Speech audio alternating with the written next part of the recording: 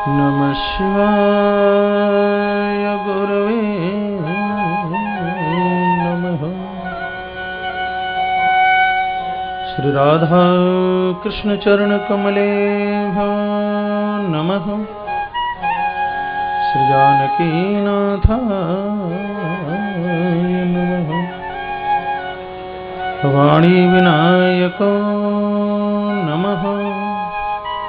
श्री शांब सदाशिवाय नमः। श्री गुरुचरण कमलेभ्यो नमः। श्री हनुमते नमः। नमः पंकजनाभाय नमः पंकजमालिने नमः पंकजनेत्राय नमस्ते पंकजाय। नारायणं नमस्कृत्य नरं चैव नरोत्तमं देवीं सरस्वतीं व्यासं ततो जयमुदीरये। ध्यानमूलं गुरुमूर्ति पूजामूलं गुरुर्पदं मंत्रमूलं गुरुर्वाक्यं मोक्षमूलं गुरुर्कृपा। हरे कृष्णा कृष्णा कृष्णा हरे हरे। हरे राम राम राम हरे हरे। असतो मा सद्गमय तमसो मा ज्योतिर्गमय मृत्युर्मामृतगमय। ओम शांति शांति शांति। आइए तालियों के साथ भगवत नाम उच्चारण।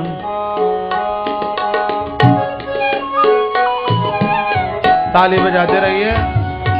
श्री कृष्ण गोविंद हरे मुरारे हे नाथ नारायण वासुदेवा।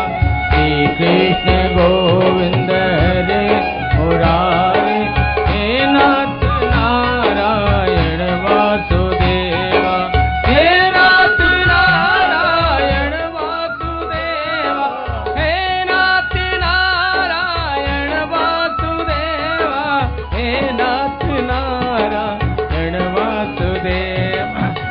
कृष्ण गोविंद हरे मुरारे हे नाथ नारायण वासुदेवा।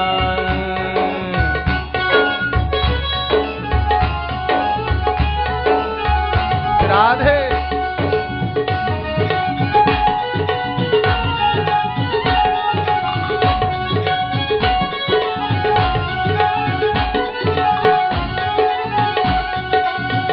काम हो के निष्काम गाऊं हे नाथ नारायण वासुदेवा। निष्काम हो के दिन रात गाऊं हे नाथ नारायण वासुदेवा। निष्काम हो के दिन रात गाऊं निष्काम हो के दिन रात गाऊं हे नाथ नारायण वासुदेवा। श्री कृष्ण गोविंद हरे मुरारे हे नाथ नारायण वासुदेवा।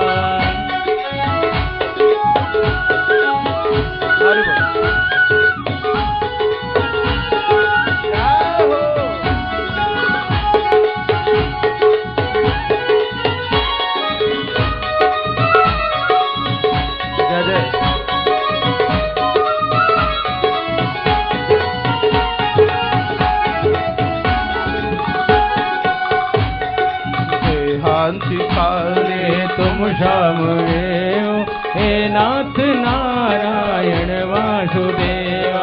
देहांत काले तुम सामने हो हे नाथ नारायण वासुदेवा। देहांत काले तुम सामने हो देहांत काले तुम सामने हो हे नाथ नारायण वासुदेवा। श्री कृष्ण गोविंद हरे मुरारे हे नाथ नारायण वासुदेवा। श्री कृष्ण गोविंद हरे मुरारे हे नाथ नारायण वासुदेवा।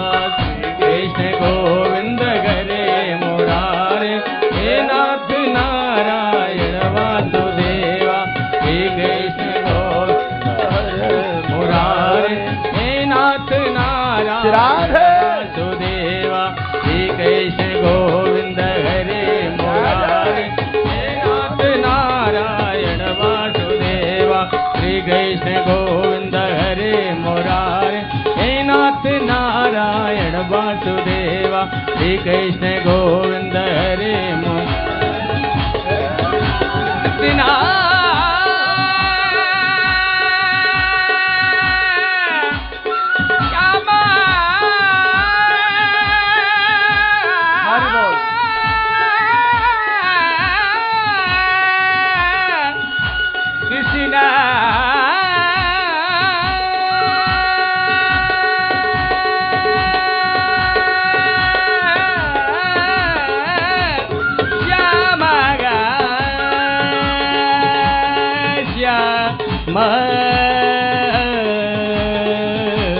श्री कृष्ण गोविंद हरे मुरारी हे नाथ नारायण वासुदेव श्री कृष्ण गोविंद हरे मुरारी हे नाथ नारायण वासुदेव श्री कृष्ण गोविंद हरे हे नाथ नारायण वासुदेव।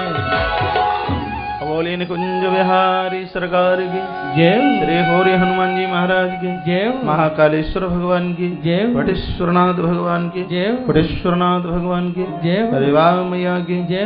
कृष्णवाली माता की जय। हिला देवी मैया की जय। श्री हनुमंत बलवंत महाराज की जय। नमः पार्वती पतये हर हर महादेव। जय जय श्री राधे श्री राधे जय श्री राधे श्याम। परम आराध्य प्रातः स्मरणीय जगत नियंता जगत के परमाधार रशकों के परम रश आप्त काम पूर्ण काम सर्व काम ऐसे यदुनंदन भगवान प्रभु श्री बांके बिहारी जी महाराज जिनकी छत्र छाया के नीचे बसा हुआ आश्रम तुलसी वन आश्रम और उसी की पावन संरक्षकता में आयोजित ये अष्टोत्तर शत 108 श्रीमद् भागवत ज्ञान यज्ञ ज्ञान सत्र जिसकी दिव्य धारा में पधारे हुए आज के मुख्य अतिथि के रूप में आश्रम के लिए सदैव से जिनका बहुत बड़ा योगदान रहता है और हमारे इस अंतर्राष्ट्रीय ट्रस्ट के उपाध्यक्ष भी हैं, हर व्यवस्थाओं से जुड़े हुए हैं। निःशुल्क बच्चों के लिए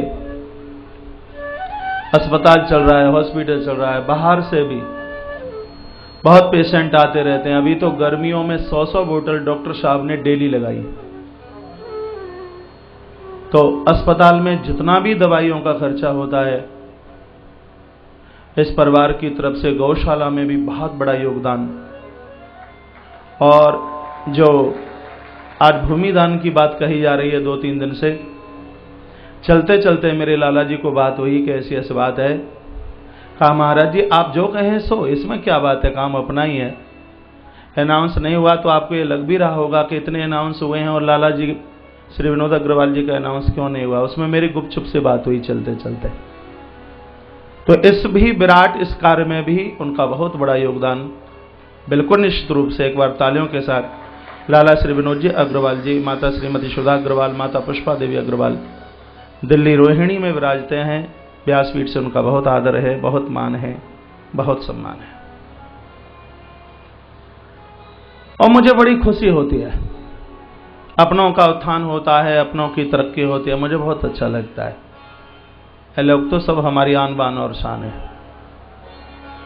बगल में बैठे हुए श्री जीवनदास जी अरोड़ा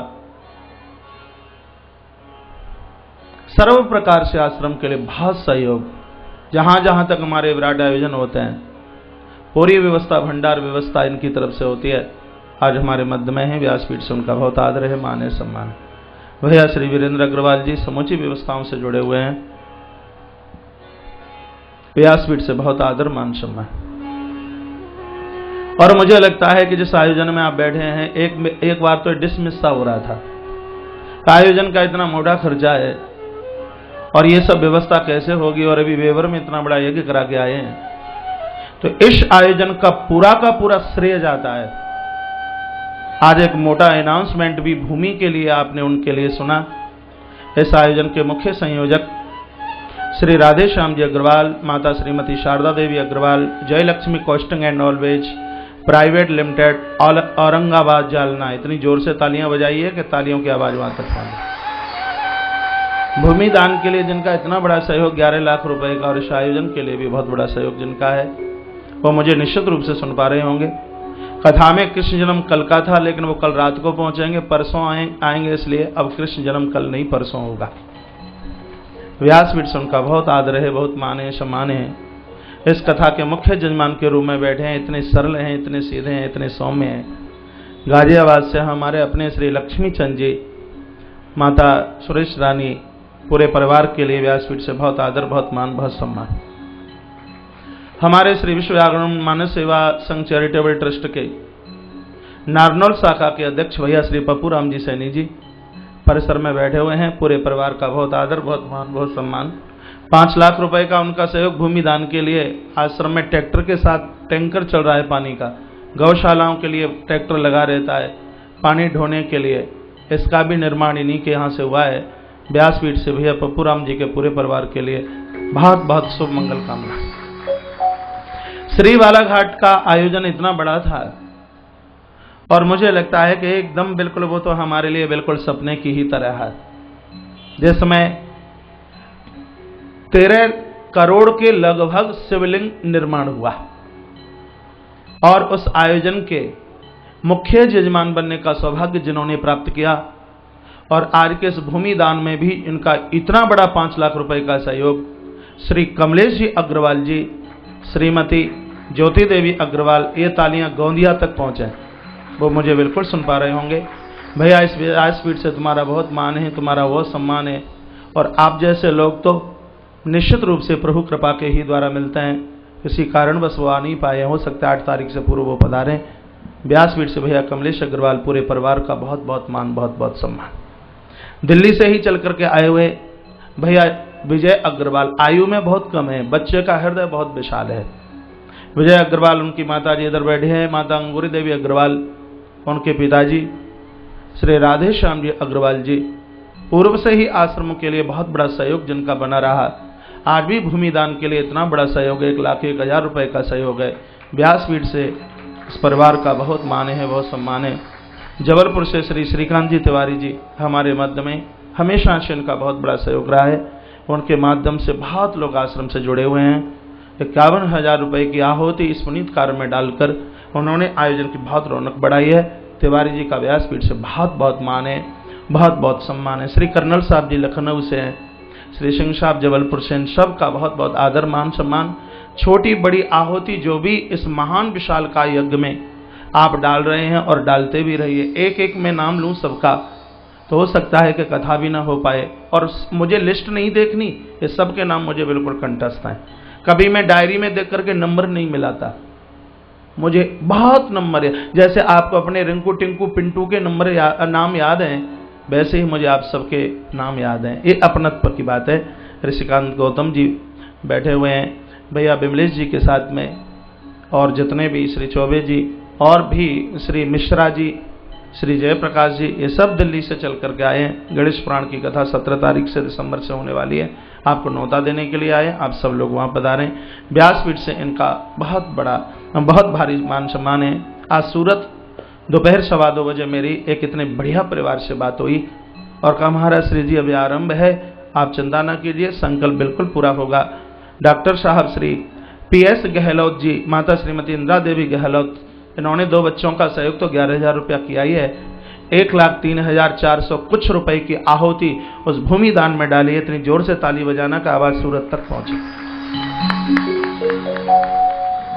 व्यासपीठ के बिल्कुल समीप में मेरे सभी संगीतज्ञ बंधु, इधर आचार्य मंडल और इधर बैठे हुए सभी ब्राह्मण बंधु, और एक एक करके आप सभी शुक्ला परिवार जगमोहनपुर से, इतना सुंदर ट्रैक्टर देखिए कितना बड़ा काम कर रहा है। पूरे दिन वो पानी ढोता ही रहता है। मैसी ट्रैक्टर पिछले साल जब उज्जैन में कथा हुई थी, इसी परिवार के माध्यम से भैया अशोक शुक्ला जी अभी यहाँ है नहीं, वो मुझे सुन पा रहे होंगे, उनका पूरा परिवार बैठा है। शुक्ला परिवार का बहुत बहुत आदर है, बहुत बहुत मान है। इस व्यासपीठ से मैं कहता हूँ कि जगत में लेने वालों की कमी है, देने वालों की बिल्कुल कमी नहीं। पैसा यूज होना चाहिए, प्रयोग में आना चाहिए। हो सकता है इतना मिल जाए कि भगवान कुबेर भी शर्मिंद तो हो जाए सामने खड़ा होकर के। देने वालों की इस दुनिया में कोई कमी नहीं है, बस पैसे का यूज बढ़िया होना चाहिए।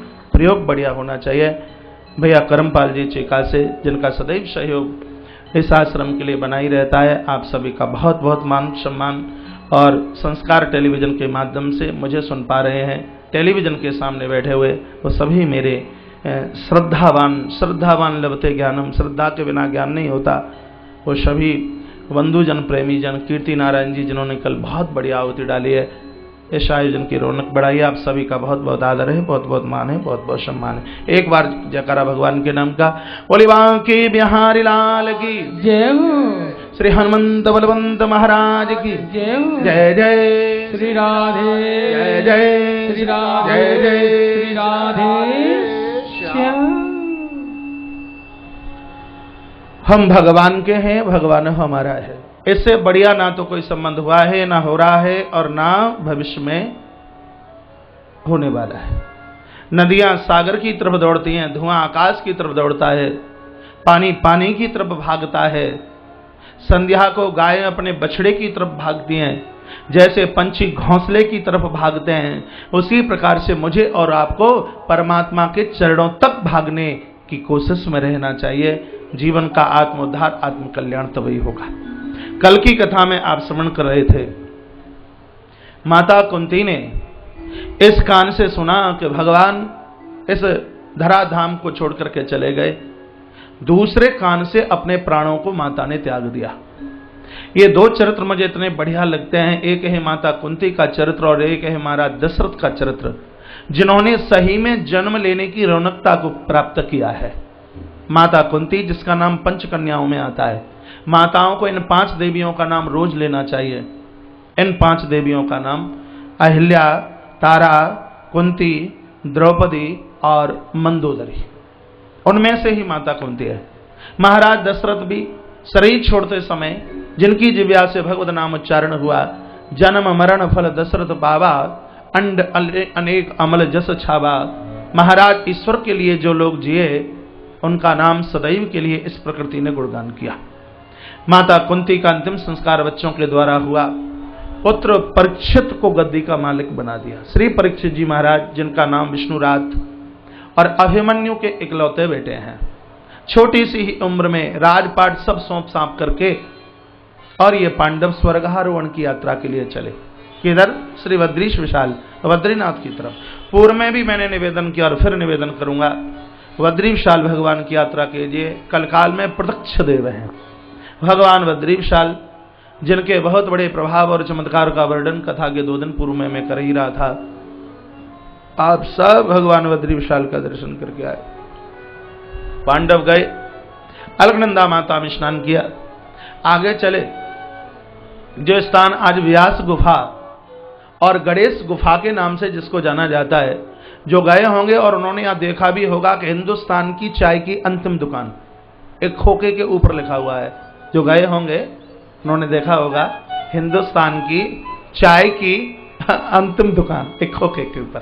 जो जाते हैं उसको वो जरूर पढ़ते हैं।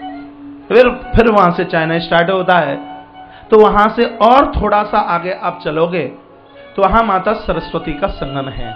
बहुत सुंदर जगह है। पांडव तो पार हो गए।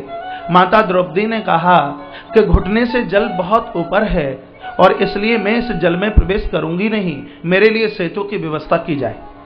और यह भारतीय संस्कृति की मर्यादा है कि घुटने से जल ऊपर होवे तो मेरी पूज्य माताओं को जलाशयों में प्रवेश नहीं करना चाहिए। प्रमाण लीजिए इस बात के लिए। भगवान प्रभु राम ने केवट ने नाव क्यों मांगी? जो बामन बनकर के तीनों लोगों को नाप सकते हैं, क्या वो गंगा जी को नहीं नाप सकते? उन्होंने नौका क्यों मांगी? इसलिए क्योंकि साथ में माता जानकी थी। भगवान तो कटलो कटलो पानी में अंदर निकल जाते, लेकिन घुटने से ऊपर जल हुए तो मेरे पूज्य माता शक्ति को जलाशय में प्रवेश नहीं करना चाहिए। ये द्रौपदी का संदेश है। और द्रौपदी कोई साधारण नारी नहीं है, ये तो महान शक्ति है। और महान शक्ति के मुंह से जो आवाज निकली हो, और वो अपने आप में कोई साधारण आवाज नहीं हो सकती। अरे हम पवित्रता का ध्यान न रखें, हम शुद्धता का और हम शुचिता का ध्यान न रखें, तो क्या कोई गाय और महिषी उसका ध्यान रखेगी? समय का हम विशेष ध्यान रखें। हम किसको छूने लायक है, किसको छूने लायक नहीं है, हम किसको प्रणाम करने के लायक है, हम किसको प्रणाम करने के लायक नहीं है। आज की इस नास्तिकता के युग में अरे ये तो सब ढोल ढपाटा है, ये सब कुछ भी नहीं होता। बंधु ये सब होता है, और जब हमसे त्रुटियां होती हैं, गलतियां होती हैं, तो उसका भुगतान हमें करना ही होता है। परमात्मा क्षमा नहीं करता, भगवान माफ नहीं करता। हमें मंदिर में कब प्रवेश करना चाहिए, रसोई में कब प्रवेश करना चाहिए, मैं सारे में बहुत कुछ बोल रहा हूं, माताएं ध्यान से सुनेंगे। तो ये सब चीजों का एक असर होता है। ये भी तो देखिए कि हम किसको छू रहे हैं, किसको पकड़ रहे हैं, किसको प्रणाम कर रहे हैं, किसको वंदन कर रहे हैं। ये मर्यादा का पालन करने की बात कही गई। तो माता ने कहा द्रौपदी ने कि मैं तो ऐसे प्रवेश करूंगी नहीं, मेरे लिए एक सेतु का सृजन किया जाए। तो कुंती पुत्र श्री भीम जी और शीघ्र ही उन्होंने एक सेतु का सृजन किया, एक पुल का निर्माण किया। आज भी उसको भीमशिला या भीम पुल के नाम से जानते हैं, आपने दर्शन किया होगा। माता द्रौपदी उस भीमशिला से पार हुई है और तत्पश्चात सबसे पहले द्रौपदी का शरीर है बर्फ के टीलों में गलने लगा। या पहली बार सुनेंगे, महाभारत में इसका बहुत विस्तार है। बर्फ के टीलों में जब वो द्रौपदी का शरीर गलने लगा, श्री युधिष्ठिर जी महाराज आगे आगे चल रहे थे, तो द्रौपदी ने युधिष्ठिर को कहा कि धर्मराज, मैंने अपने जीवन में कोई त्रुटि नहीं की, मैंने अपने जीवन में कोई गलती नहीं की, तो ये बर्फ के बीच में फिर ये मेरा शरीर गल क्यों रहा है।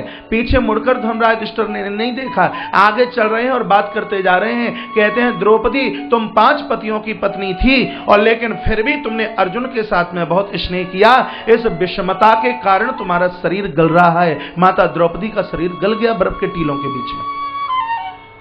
तत्पश्चात सहदेव का शरीर गलने लगा।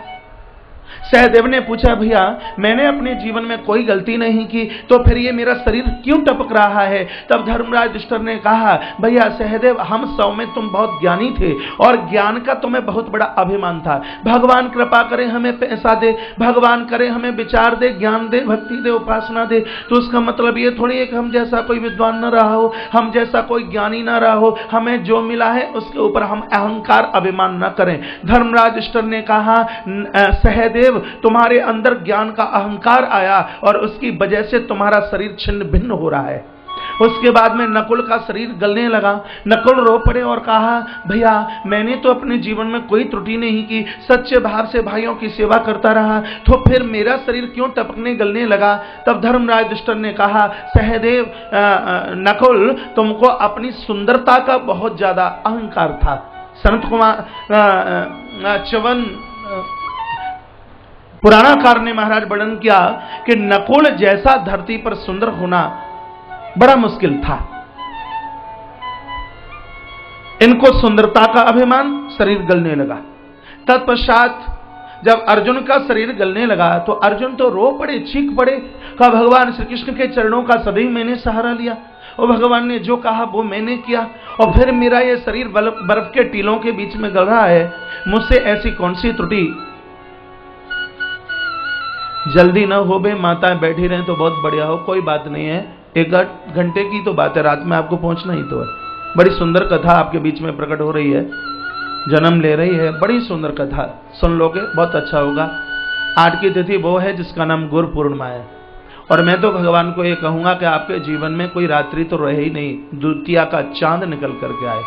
परमात्मा के चरणों में ये मेरी प्रार्थना है। पूर्णमासी को चंद्रमा पूर्ण होता है, आपकी शीतलता, आपका ज्ञान और आपका विचार भी अपने आप में पूर्ण हो। इस व्यास पूर्णिमा, इस मोड़िया पूर्णिमा को भगवान के चरणों में ये मेरी कोटसा बार प्रार्थना होगी। तो आप जरूर बैठे रहिए। मुझे पता है कि आप बहुत भारी व्यस्त हैं, आपको चिंता है, आपको घर तक पहुंचना है, आपके बच्चे प्रतीक्षा इंतजार कर रहे हो, लेकिन जब माताओं के सगे भाई की शादी होती है तो बिगड़ जाए, वो छोड़ करके जाती ही नहीं, क्योंकि भैया की शादी है, भतीजे की शादी है, हाँ, तो बीच में सब छोड़ करके नहीं जाते। तो ये तो मेरे साक्षात भगवान कुंज बिहारी का चरित्र है। आप चिंता ना कीजिए, ताला टूटेगा नहीं। हनुमंत लाल जी महाराज आपकी देहली की चिंता कर रहे हैं, यदि ताला टूट जाए और कोई नुकसान हो जाए तो मेरे हनुमान बाबा की जिम्मेवारी है, आप चिंता ना करना किसी भी प्रकार की। आप सकुशल पहुंचेंगे, पांव में कांटा भी नहीं लगेगा, आपकी गाड़ी भी पंचर नहीं होगी, आप चिंता ना करना। डीजल और पेट्रोल के बिना तुम्हारी गाड़ी एयर भी नहीं लेगी। तो इसका मतलब ये नहीं है कि आप डीजल पेट्रोल डला ही नहीं कि महाराज ने तो बोल दिया है। यदि डलाना भूल जाए, जानबूझ करके ना डलाए तो एयर ले लेगी। और कहीं कोई ऐसी दिक्कत, कहीं पेट्रोल पंप मिला नहीं है, कोई और अव्यवस्था है, तो चिंता ना करना, गाड़ी एयर लेने वाली नहीं है। आप आराम से बैठिए, घर की बिल्कुल चिंता छोड़ते हुए। अर्जुन ने कहा प्रभु मैंने कोई तो गलती की नहीं, तो फिर ये मेरा शरीर क्यों गल रहा है? भगवान कहते हैं कि तुम्हें अपनी वीरता का बहुत घमंड था, अहंकार था। महाभारत का युद्ध पूरा हुआ तो तुम नगाड़ा बजाने लगे कि महाभारत के युद्ध को मैंने जीता है। युधिष्ठिर, परमात्मा के दरबार में किसी भी प्रकार का अहंकार चलता नहीं है, इसलिए तुम्हारा शरीर गल रहा है। उसके तत्पश्चात भीम का शरीर जब गलने लगा, भीम रो पड़े और कहा भैया मैंने तो कभी कोई गलती नहीं की। तो युधिष्ठिर कहते हैं कि तू हम सबसे ज्यादा खाता था, जितना हम चारों खाते उससे डबल तू अकेला खाता। तो जो ज्यादा खाते हैं और खिलाते कम हैं, ऐसे लोगों को भी दंड का भागीदार बनना पड़ता है। हम और आप धरती पर खाने के लिए नहीं आए। आप महाभारत पढ़िए, ये मैं कोई अपनी तरफ से नहीं बोल रहा है, स्वयं भगवान के वाक्य हैं।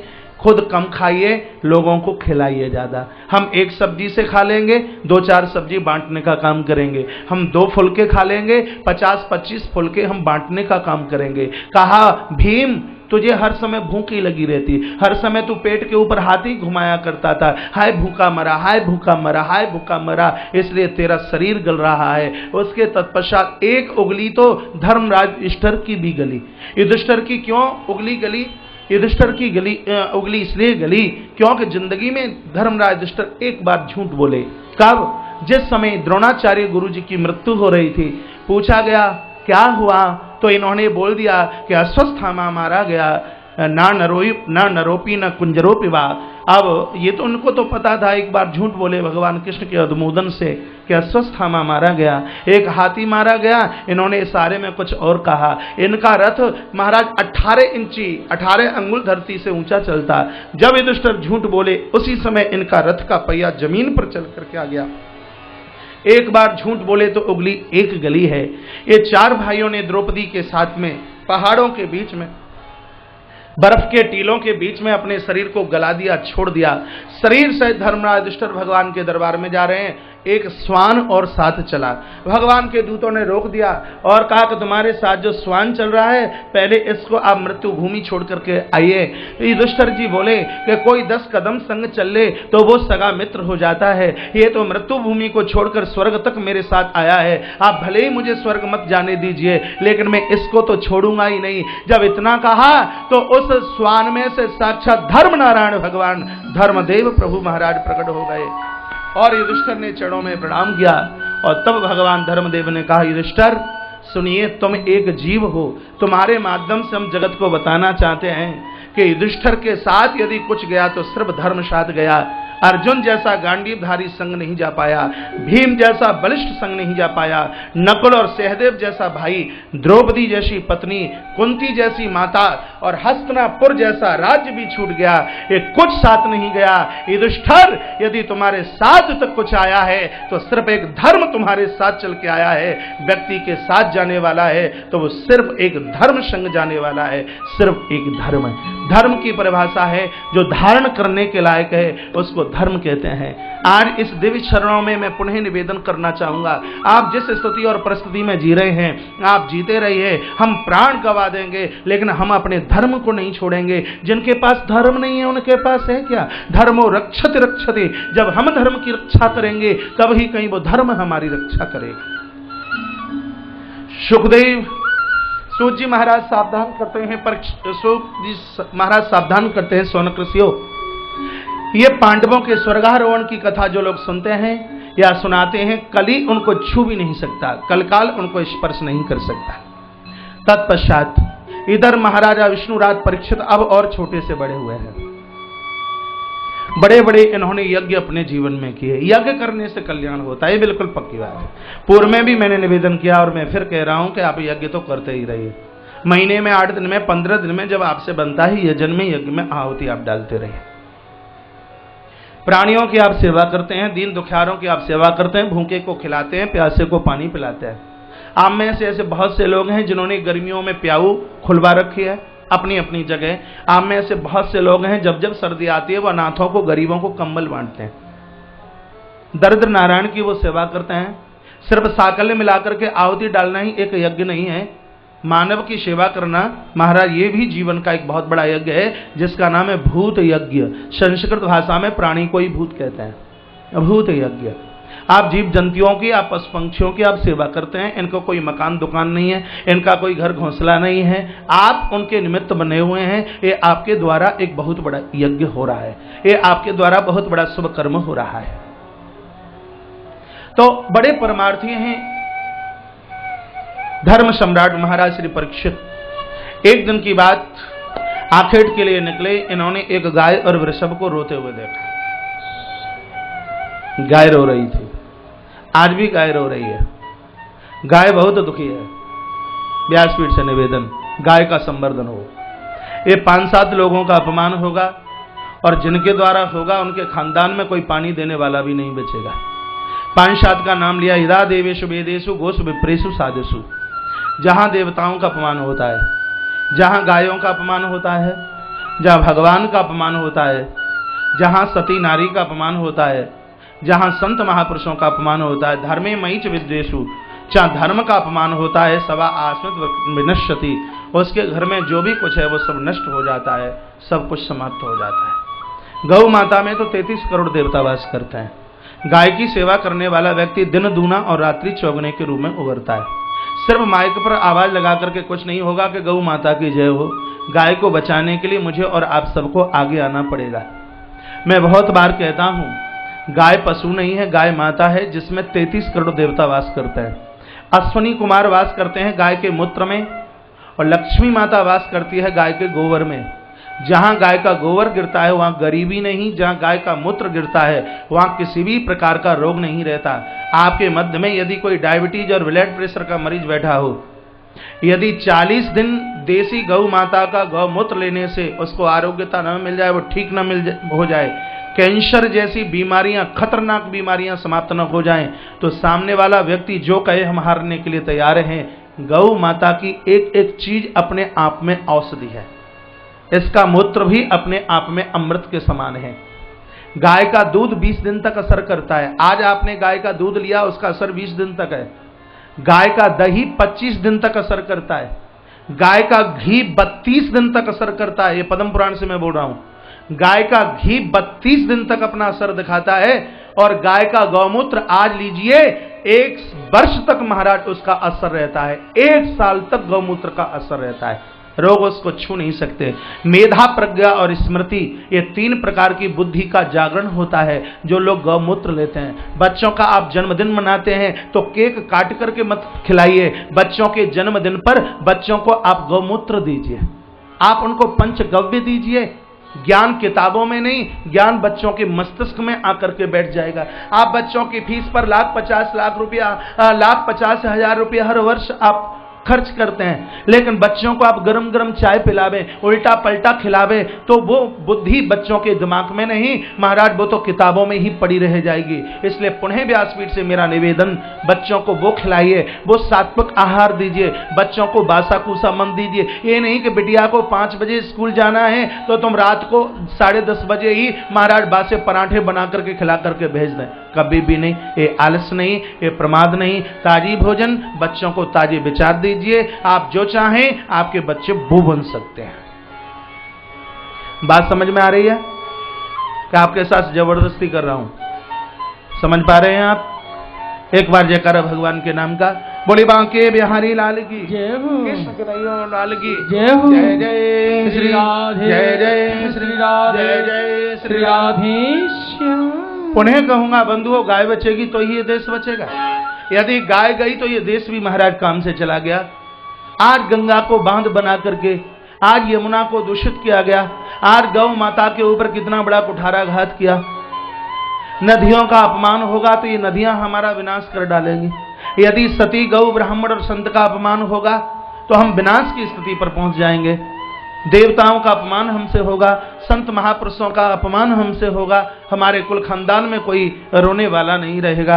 यदा देवेषु वेदेषु गोषु विप्रेषु साधुषु धर्मे महीच विद्येषु सदा आशोष विनश्यति। इतनों का अपमान किया, उनके खानदान परिवार में कोई रहता ही नहीं। अपने रथ से नीचे, घोड़े से अश्व से नीचे उतर करके आ गए श्री परीक्षित जी महाराज। देखा कि 3 चरण जिसके टूटे हुए हैं और वृषभ एक पांव के ऊपर खड़ा है। कहा कौन हो? तो जवाब दिया मैं धर्म हूं। और ये गौ माता है वो साक्षात पृथ्वी देवी है। जब से आपके पूर्वज पांडव गए हैं तब से मलक्ष्य कली हमें बहुत परेशान करता है। आप हमें बचाइए, हमारे ऊपर कृपा कीजिए। धर्म के 4 चरण हैं, कागज हो तो लिख लीजिए। ये 4 चीजें तुम्हारे पास में हैं तो समझ लीजिए आप धर्म कर रहे हो, और ये 4 चीजें नहीं हैं तो समझ लीजिए कि आप धर्म से बहुत दूर हो। मुंह से कई बार कहता है वो व्यक्ति बड़ा धार्मिक है, वो बड़ा धर्म करता है। जिसके पास ये 4 चीजें वो धार्मिक है, जिसके पास ये 4 चीजें समझ लीजिए वो धर्म कर रहा है। और धर्म की परिभाषा में आज ही ये पूरी कर देता हूं, ये 4 वाक्य बोल करके। क्या क्या?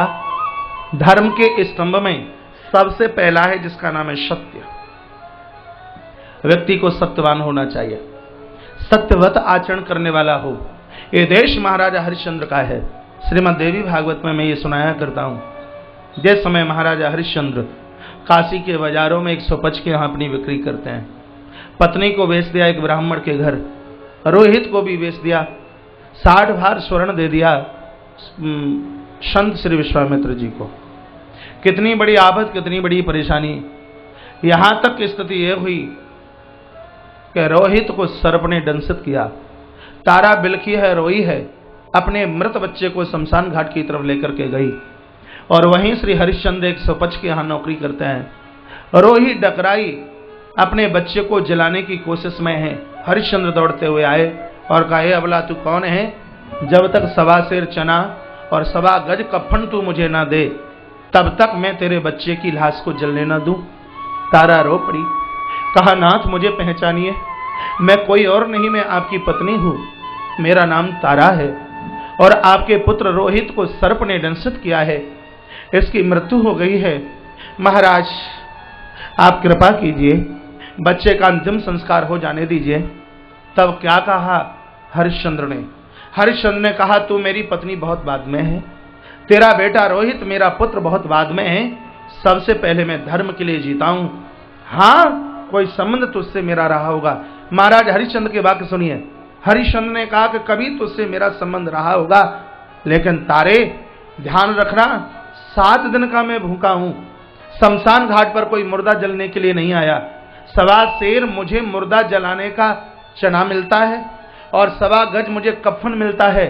चना मैं खाता हूं और कफन अपने मालिक को देता हूं। आंखें भर आई हरिश्चंद्र की, का कभी तू मेरी पत्नी रही होगी तो उस लाज को रखते हुए मैं इतना कह सकता हूं कि भले ही मैं 7 दिन का भूखा हूं, तू मुझे 1.25 सेर चना का दाना मत देना, लेकिन मैं अपने मालिक के साथ नमक हरामी नहीं करूंगा। मुझे 1.25 गज कफन तो चाहिए, यदि तेरे पास नहीं है तो अपने इस बच्चे को ले जाइए। ये हरिश्चंद्र बिना कफन के तेरे बच्चे को जलने नहीं देगा। और महाराज तब उसने अपनी बिल्कुल गली हुई साड़ी को फाड़ दिया, 1.25 गज वस्त्र हरिश्चंद्र के हाथ में दिया है। और तब श्री विश्वामित्र जी ने अपनी एक और लीला रच दी है, कह दिया कोई चांडालनी आ गई है, बच्चों को खाती है। मालिक को कहा, हरिश्चंद्र के मालिक को कहा, महाराज वो स्वपच हाथ में कृपाण लेकर के आया और हरिश्चंद्र को कहा कि तलवार संभालिए और इस चंडालिनी के खंड खंड कर दीजिए। आंखें भर आई, लेकिन सत्यवादी उस हरिश्चंद्र को देखिए, नेत्रों को बंद कर लिया और कहा, परमात्मा मुझे पता है कि आप मुझे पहचानने के लिए तुले हुए हो, आप मुझे पहचानने की कोशिश में हो, लेकिन भगवान इस हरिश्चंद्र को किसी भी प्रकार की चिंता नहीं होगी। पत्नी का क्या है, स्वयं का भी खंड खंड कर दे धर्म को बचाने के लिए। और हाथ में तलवार संभाली और कहा कि एक बार मेरी आंखों से पट्टी बांध दीजिए। काली पट्टी हरिश्चंद्र के आंखों से बांधी गई, तारा को सामने खड़ा कर दिया गया और ज्यों ही हरिश्चंद्र ने तारा के ऊपर प्रहार करने का आरंभता की तो ब्रह्मा विष्णु और भगवान शंकर तीनों के तीनों देवता सामने आकर के प्रकट हो गए और कह दिया, हरिश्चंद्र समो राजा ना भूतो ना भविष्यति। हरिश्चंद्र जैसा ना राजा पहले कभी हुआ और हरिश्चंद्र जैसा राजा ना बाद में कभी होने वाला है, क्योंकि जिसने सत्य को बचाने के लिए अपने पूरे परिवार की कुर्बानी दे दी। सत्य को पहचाना, भगवान तीनों देवता सामने आकर के प्रकट हो गए। तो पुनः मेरा निवेदन, धर्म के साथ वो जी रहे हैं जिनके पास में पहले सत्य है। ये आप विचार कीजिए कि सत्य काय में है, ये आप अपने आप को पूछिए, अपने आप को सोचिए, विचार कीजिए। अच्छा, धर्म का दूसरा चरण है, धर्म का दूसरा चरण जिसका नाम है दया। गरीबों के ऊपर दया कीजिए, अनाथों के ऊपर दया कीजिए, नौकर चाकरों के ऊपर दया कीजिए। अपना पूरा परिवार, खानदान परिवार छोड़कर 5-10 हजार की नौकरी तुम्हारे यहां कर रहे हैं। तुम्हारे 10,000 रुपए ने किसी की जिंदगी को खरीदा नहीं है। आपके मध्य में से बहुत लोग बैठे हैं जो बहुत से नौकरों के मालिक हैं। व्यासपीठ से मेरा निवेदन, नौकर के साथ में पुत्र जैसा व्यवहार कीजिए, आपका बिजनेस कभी रुक नहीं सकता। जो नौकरों के साथ में, सेवकों के साथ बढ़िया व्यवहार रखते हैं, द्वितीया के चंद्रमा की तरह उनकी तरक्की होती है। वो लोग दिन दूना और रात्रि चौगुने के रूप में उभरते हैं। दया का भाव होना चाहिए। तुलसी दया न छाड़िए, जब तक घट में प्राण, जब तक देह में प्राण है तब तक हम और आप दया का भाव न छोड़ें। पशुओं के ऊपर, पंछियों के ऊपर, गरीबों के ऊपर, अनाथों के ऊपर दया का भाव रखिए। ये 2 चीज हुई। तीसरा है जिसका नाम है तप। तीसरा क्या है? तप। तप का अर्थ ये नहीं आप घर छोड़कर बद्रीनाथ पहुंच जाएं। तप का अर्थ ये नहीं आप घर छोड़कर के केदारनाथ पहुंच जाएं। तप का अर्थ है कि इंद्रियों को पापकृत कर्म करने से बचाना ही उसका नाम तप है। ये आंखें बहुत बिगड़ी हुई हैं, इनको रोकिए। हमारा चौपट इन आंखों ने किया है। ये इतनी भ्रष्ट हैं, इसलिए सूरदास जी महाराज ने अपनी आंखों को फोड़ डाला। सूरदास जी महाराज दिल्ली पहुंचे अपने मित्र के यहां। जून का महीना, दोपहर की ऐसी ही तड़फती मचलती हुई धूप। मित्र की पत्नी जल पिलाने के लिए आई। 22-23 साल की उसकी पत्नी, उसकी यौवनता को देख करके आंख में विकार आया और जब वो जल पिला करके चली गई, सूरदास बैठे बैठे रो पड़े। और मित्र ने आकर के पूछा, भैया क्या हुआ? कहा मैं दुखी हूं, मुझे एक गर्म कीला ला करके मुझे दे दीजिए। मित्र समझ नहीं पाया। चूल्हे में गर्म कीला करके उसने ला करके दिया और सूरदास जी ने उसी समय अपनी आंखों को फोड़ डाला। मित्र ने पूछा, भैया ये तुमने क्या किया? सूरदास रो पड़े और कहा कि जिन आंखों ने मित्र की पत्नी को बुरे भाव से देखा, वो आंखें रखने के लायक नहीं है। जो आंखें अपराध करती हैं वो आंखें फोड़ने के लायक हैं। इसलिए सूरदास जी महाराज ने अपनी आंखों को फोड़ डाला। कानों को बचाइए, ये क्या सुनना चाहते हैं। जिह्वा को बताइए किसको कितनी गाली देती है, कितनी कटुता करती है, कितनी चुगली करती है। सुनिए, सोइए मत पांडाल में। हमारी कथा में कोई सोता नहीं, क्योंकि ना तो सांस लेते ना लेने देते, तो फिर बीच में गैप कहां से सुनिद्रा देवी आकर के बैठ जाए। हैं, लगातार कथा चलती है। जब तक 4 घंटे के, 5 घंटे के, 7 घंटे जब तक व्यासपीठ पर बैठे हैं, कथा में आलस्य नहीं, कथा में प्रमाद नहीं, तो फिर तुम्हें इतना गैप कहां से मिला? सो कुंभकर्ण की पत्नी निद्रा देवी ने अपना घर आकर के जमा लिया। ऐसा मत कीजिए। बोली बांके बिहारी लाल की जय हो। कृष्ण कन्हैया लाल की जय हो। जय जय श्री राधे, जय जय श्री राधे, जय जय श्री राधे श्याम। तो बात तब की चल रही थी। जिह्वा को संभालिए, आंखों को संभालिए, कानों को संभालिए, इन हाथों को भी संभालिए। 5 ज्ञानेंद्रिय, 5 कर्मेंद्रिय, 10 मन, बुद्धि, चित्त और अहंकार, इन 14 को संभालने की आवश्यकता है। इसलिए माता कैकेयी ने राम को 14 वर्ष का वनवास दिया। राम से मां कैकेयी की महाराज कोई दुश्मनी नहीं थी। माता कैकेयी का विचार है, राघव 14 साल की तपस्या से जब तक 14 स्थान से वासना न उठाई जाए, तब तक धरती पर राम राज्य की स्थापना नहीं हो सकती।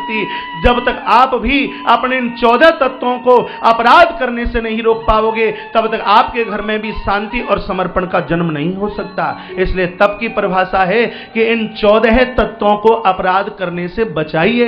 ये अपराध बहुत करते हैं और यदि आपने बचा लिया तो इसका नाम ही तप है। ये धर्म के कितने चरण हो गए? बोल मैं रहा हूं, गिनती आप कीजिए। 3 हो गए।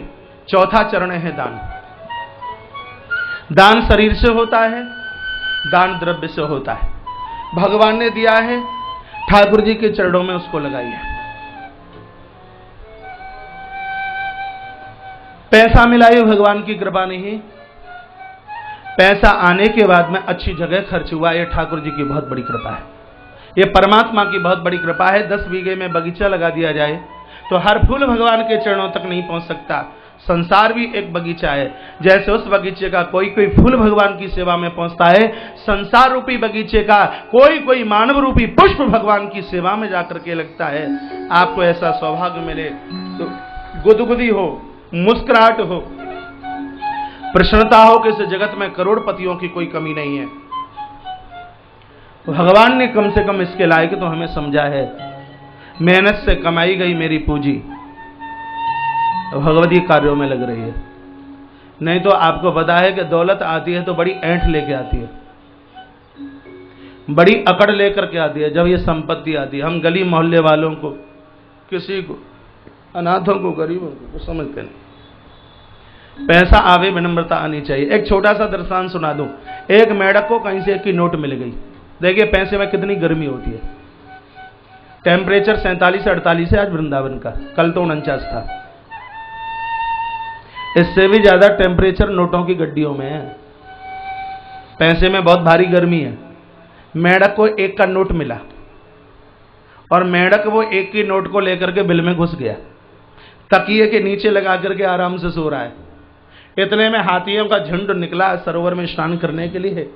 तो किसी हाथी का एक पांव मेढक की बिल के ऊपर पड़ गया तो बिल टूट फूट सा गया। मेढक उस बिल के बाहर निकल करके आया और हाथी को क्या बोला, क्या तुमसे संभल करके नहीं चला जाता? द्वारा से यदि इस रास्ते से निकलने की कोशिश की, एक टांग उठाई मेढक ने और बोलता कि ऐसी टांग का प्रहार करूंगा तो तुम सबकी सूंड ही टूट जाएगी। ये मेढक नहीं बोल रहा, ये मेढक की 1 रुपए की जो नोट थी ये उसकी गर्मी बोल रही है। तो पैसे में इतनी गर्मी, और जब वो पैसा भगवान के चरणों में लगता है तब लोग बर्फ की तरह बिल्कुल ठंडक हो जाते हैं, बिल्कुल सरल हो जाते हैं, बिल्कुल सीधे, बिल्कुल सौम्य हो जाते हैं।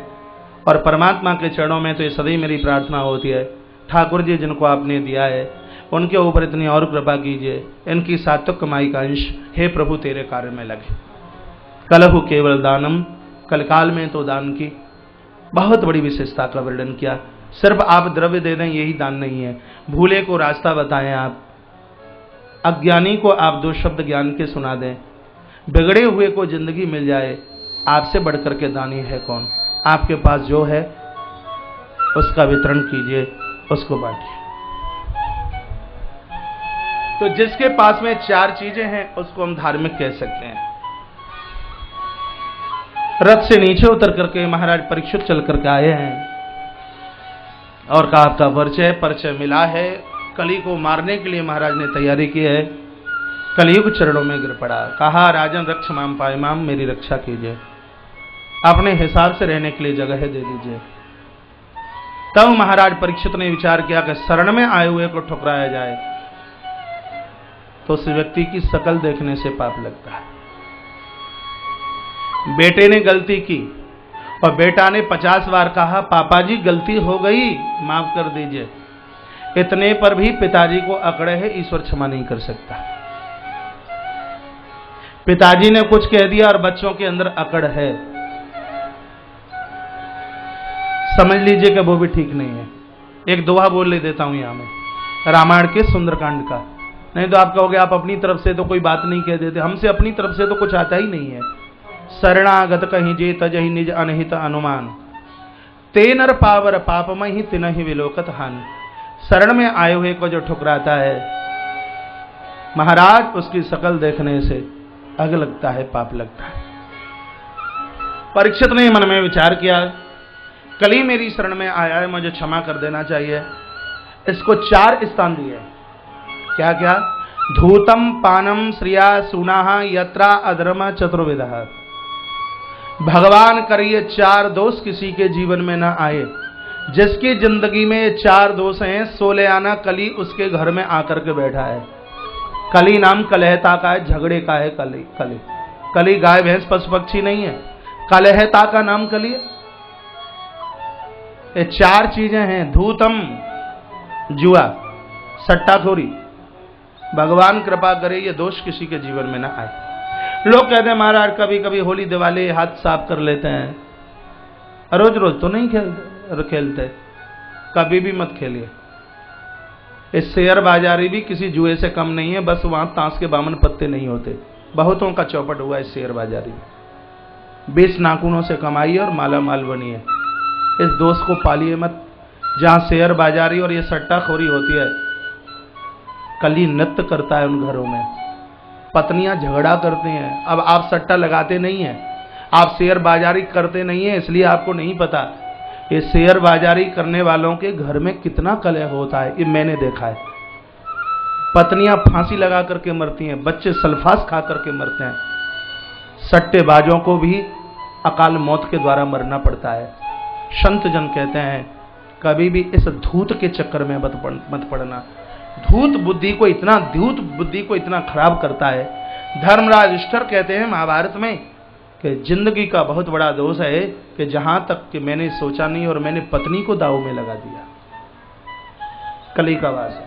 पानम निवेदन व्यासपीठ से जो भगवान से जुड़े हैं, परमात्मा को अपने आप से ज्यादा, अपने परिवार से ज्यादा चाहते हैं, व्यासपीठ से निवेदन है पीने की आदत मत डालना। पीने के लायक ठाकुर जी का चरणामृत है। पैसा आने के बाद आप दोषों से बचे रहे, ये भगवान की बड़ी कृपा है। डोंगरे जी महाराज अपने प्रवचन में कहा करते थे अमीर से गरीब सुखी है। पैसा आता है, लोग क्लबों में जाते हैं, होटलों में जाते हैं और वो उल्टा पुल्टा करते हैं जो नहीं करना चाहिए। गरीब के पास पैसा नहीं होगा तो कम से कम इन दोषों से तो बचेगा, इन उल्टी पलटी हरकतों से तो वो बचेगा। बहुत बड़ा दोष है मदिरापान। स्कंद पुराण में लिखा मदिरा पीना तो बहुत अलग है, हाथ से छूने पर भी पुरखों को उसके दंड का भुगतान भोगना पड़ता है। आप पूर्वजों को मुक्ति नहीं दे सकते तो हम कम से कम उनको नरक के गर्त में तो न फेंके। वंशधर जिनके बढ़िया होते हैं उनके पूर्वजों की आरती भगवान के धाम में उतारी जाती है। यहां सदकर्म आप करते हैं, प्रशंसा आपके पूर्वजों की होती है। आप विश्वास करना या मत करना, आप यहां इस पांडाल परिसर में बैठे हैं, आपके पूर्वज बड़े प्रसन्न हो रहे हैं। आप कहोगे क्या हमारे पूर्वजों को अभी जन्म नहीं मिला? अरे व्यक्ति के 3 शरीर होते हैं, कारण, सूक्ष्म और स्थूल। एक शरीर से व्यक्ति कभी मरता नहीं। आप 60-60, 70-70, 50-50, 40-40 साल के बैठे हैं। जब जब श्राद्ध होता है, जहां से आप शरीर छोड़ के आए हो वहां के आहार को, भोजन सामग्री को आप स्वीकार करने के लिए जाते हो। आप सत्कर्म करते हैं, बढ़िया करते हैं, अच्छा करते हो आप, तो आपके पुरखे, आपके पूर्वज आपके ऊपर गदगद होते हैं, प्रसन्न होते हैं। कहा हमारे वंश में इतना बढ़िया कोई वंशधर तो जन्मा है जिसके माध्यम से हमें बड़ी शांति और हमें बड़ा संतोष मिल रहा है। तो ये आदत डालनी नहीं है। वैसे मुझे विश्वास है कि परिसर में जितने बैठे हैं वो चरणामृत के तो आदि हो सकते हैं, वो मदिरा के कभी आदि नहीं हो सकते। बड़ी खतरनाक है। कली को पहला स्थान द्यूत,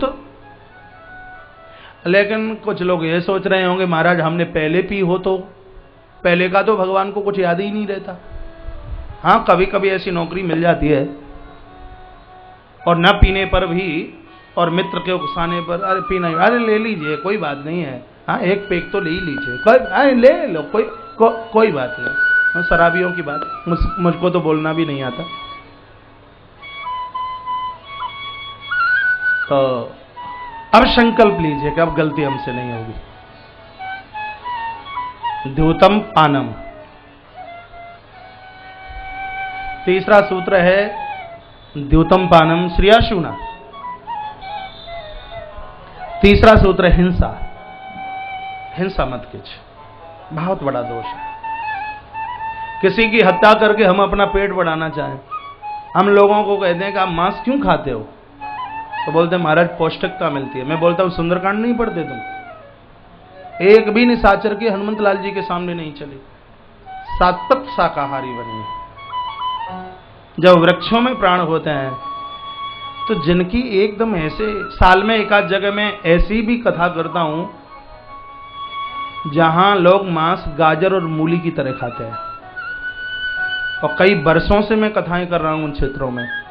इतना सुधार आया है, इतना सुधार आया, शराब के अड्डों में आग लगा दी गई, मांस की दुकानों को खदेड़ करके खत्म कर दिया, और हमें लगता है कि इससे बड़ा और हमारा तप, हमारी पूंजी और कोई दूसरी नहीं हो सकती। शुद्ध वैष्णव बनिए, सात्विक शाकाहारी बनिए, आंगन में तो तुलसी की पूजा करें, और फ्रिज में संडे हो या मंडे व्हाइट पोटैटो नहीं, कभी भी नहीं। हम परम वैष्णव हैं, हम एकादशी का व्रत करते हैं, 16 सोमवार का व्रत, वैभव लक्ष्मी का व्रत करते हैं, हनुमान जी को मानते हैं हम, तो ऐसी गलती तो हमसे नहीं होगी, कभी भी नहीं होगी। परम वैष्णव बनिए। हिंसा मत करना। जहां हिंसा होती है वहां कली सोले आना आके बैठता है। 3 हो गए। चौथा सूत्र है व्यवचारता, आचरणहीनता। अपने मार्ग को छोड़कर के कुमार्ग पर चले जाना। पूजा चरण की नहीं, पूजा आचरण की है। पूजा चित्र की नहीं, पूजा चरित्र की है। जिसको मां कह दिया मां है, जिसको भाई कह दिया वो भाई है, जिसको पिता कह दिया वो पिता है, जिसको भगनी बोल दिया वो भगनी है, जिसको भाई बोल दिया वो भाई है। चरित्रवान हम बने। स्वामी विवेकानंद जी के प्रवचन से आज हमारी गुरु पूर्णिमा आरंभ हुई थी। बढ़िया चरित्रवान हम बने, स्वामी जी को बराबर आप पढ़ते रहिए। जो पुरुष परमाताओं को खोटी दृष्टि से निहारते हैं, रावण की तरह उनके घर में कोई पानी देने वाला नहीं बचता। इसलिए आचरण में पवित्रता। हमारी संस्कृत की डिग्री में एक डिग्री होती है जिसका नाम है आचार्य। शास्त्रीय 3 साल की है और आचार्य 2 साल की है। 3 2 5 5 10 साल का कोर्स है ये संस्कृत का।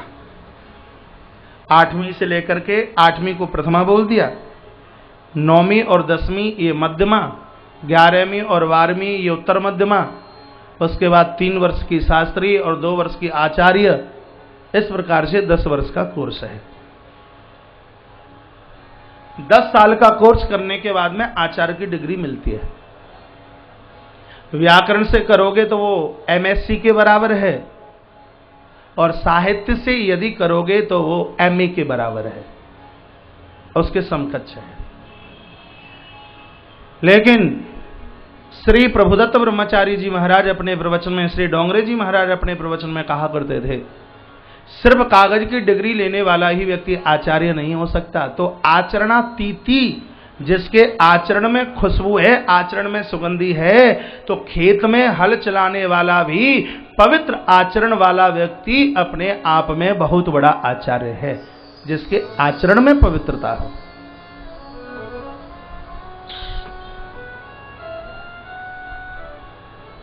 तो हम आचरण से पावन बने। जिनके आचरण बिगड़े हैं वहां कली आकर के गर्दन मरोड़ता है। तो 4 चीजें सीख ली हैं। क्या क्या है? सबसे पहला द्यूत जुआ, दूसरा पानम मदिरा, तीसरा हिंसा, और चौथा आचरणहीनता, व्यभिचारता। जहां 4 गलतियां किए हैं वहां कली आकर के खोपड़ा पकड़ करके नचाता है, चोटी पकड़ करके नचाता है। ये 4 स्थान दिए। कलयुग ने कहा महाराज 4 अपवित्र हैं, ये कोई बढ़िया सा दे दीजिए। तो रजो वैरम च पंचमम, रजोगुण में कली को स्थान दे दिया। रजोगुण का अर्थ क्या है? इसको बिल्कुल साधारण भाषा में समझिए। रजोगुण का अर्थ है जो लोग धरती पर अपने ही लिए जी रहे हैं, अपने बच्चों के लिए ही जी रहे हैं, अपने परिवार खानदान के लिए जी रहे हैं। इससे आगे पीछे तो वो मम्मी पापा को भी नहीं जानते, दादा दादी को भी नहीं जानते।